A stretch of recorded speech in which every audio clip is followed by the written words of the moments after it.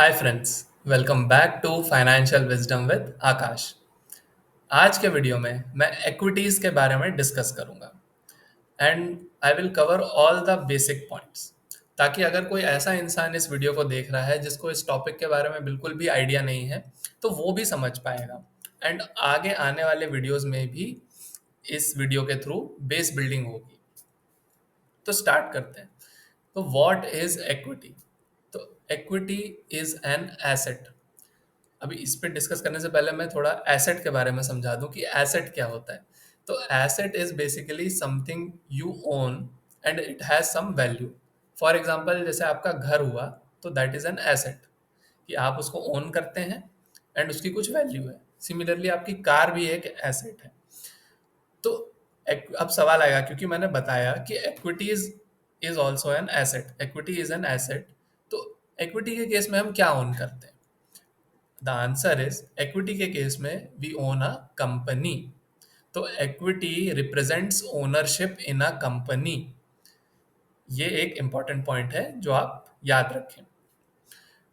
तो ये जो ओनरशिप होती है, राइट, किसी कंपनी में, ये या तो फुल ओनरशिप हो सकती है या पार्शियल ओनरशिप हो सकती है। अगर पार्शियल ओनरशिप है तो सवाल आता है कि भाई कैसे डिटरमाइन करें कि किस इंसान के पास कितनी ओनरशिप है, राइट? ये कैसे पता करें? तो ये पता किया जाता है थ्रू स्टॉक्स या शेयर्स। तो स्टॉक या शेयर जो होता है that is basically unit of measuring ownership in a company. मैं एक एग्जांपल से समझाता हूँ। जैसे अगर हमें हमें किसी इंसान का वेट मेजर करना है, राइट, तो हम वो कौन सी यूनिट यूज करते हैं? किलोग्राम्स यूज करते हैं कि 70 kg वेट है या 80 kg वेट है। तो अगर किसी और जितना ज़्यादा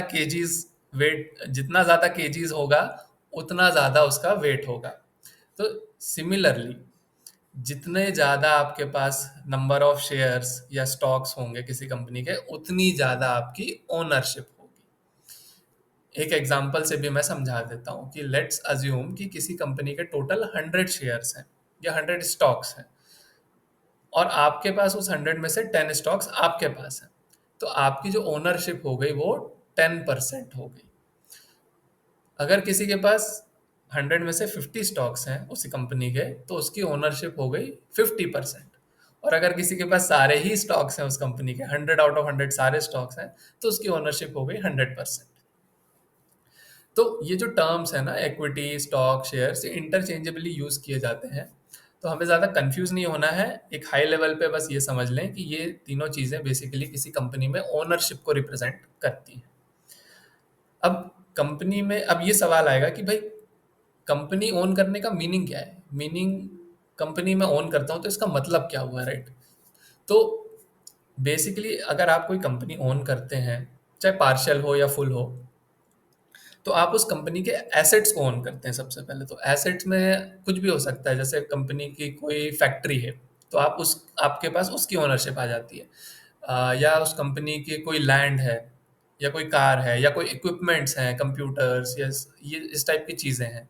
तो जितने सारे एसेट्स हैं ये सब भी आप ओन करते हैं। इसके अलावा कंपनी फ्यूचर में जो प्रॉफिट्स कमाएगी या कमा रही है, उसमें भी आपकी हिस्सेदारी आती है, उसमें भी ओनरशिप आती है। एंड अगर कंपनी के कुछ कैश रिजर्व्स रखे हैं बैंक में, एफडी में, जो भी उसने बिजनेस के थ्रू पैसा कमाया है उस कंपनी ने, मान लीजिए किसी बैंक में रखा हुआ है, तो वो पैसे पे भी आपका हक आ जाता है। तो basically meaning of owning a company is owning its assets, profits and cash reserves.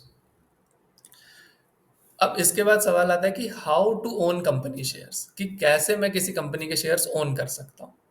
तो इसका सिंपलिस्टिक आंसर इज कि आपको किसी एग्जिस्टिंग ओनर से खरीदना पड़ता है। ठीक है? तो आई डोंट नो आप में से कितने लोगों ने शार्क टैंक देखा है। ये एक पॉपुलर टीवी शो है, सोनी टीवी पे आता है। तो उसमें बेसिकली वो जो शार्क्स लोग जो बैठे होते हैं वो यही काम करते हैं कि वो पैसे देते हैं और उसके बदले में जो पिक्चर्स आते हैं उनकी कंपनी के शेयर्स ओन करते हैं। तो किसी भी कंपनी के शेयर्स ओन करने का तरीका इज टू बाय देम, उसको खरीदना पड़ता है। दूसरा तरीका है कि आप स्टॉक एक्सचेंज पे जाके भी उसको खरीद सकते हैं कंपनी के शेयर्स को। तो वहां पे भी आप किसी एग्जिस्टिंग ओनर से ही खरीद रहे होते हैं। तो स्टॉक एक्सचेंज के बारे में मैं अलग से एक डिटेल वीडियो बना दूंगा। बट जो एक मेजर पॉइंट जो मैं समझाना चाह रहा हूँ कि किसी कंपनी के शेयर्स ओन कैसे करते हैं, तो उसका सिंपल आंसर इज कि आपको किसी एग्जिस्टिंग ओनर से खरीदने पड़ते हैं। You have to buy that. अब सवाल आता है कि भाई हमने ठीक है समझ लिया कि इक्विटीज क्या है, कंपनी की ओनरशिप क्या है, और कंपनी की ओनरशिप कैसे ले सकते हैं।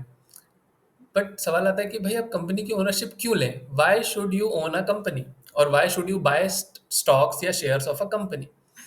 तो इसका एक simplest answer is to invest and grow your money.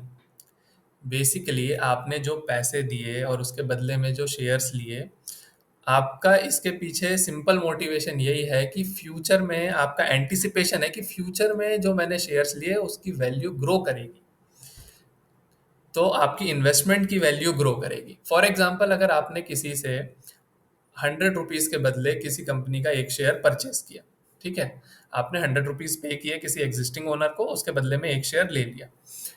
अब वो फ्यूचर में जाके वो शेयर की वैल्यू हो गई मान लीजिए 200 रुपीज़, तो आपने जो इन्वेस्टमेंट करी उसकी वैल्यू बढ़ गई।